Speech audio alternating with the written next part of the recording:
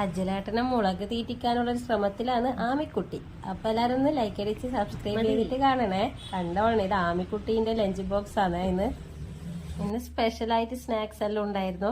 അപ്പൊ അത് എടുത്തു വെച്ച് കൊടുക്കുക. അടിഭാഗം കരിഞ്ഞത് ഏട്ടനും, നല്ല ഭാഗം എടുത്തിട്ട് ആമിക്കുട്ടിക്കും വെച്ച്. ആമി തന്നെ വെക്കുന്നു. കുട്ടികളും അവനവന്റെ ഭക്ഷണം എടുത്ത് വെക്കട്ടെ അല്ലേ.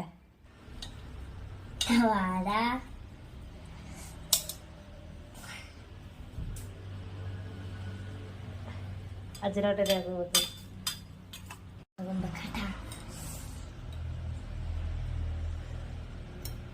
മതി.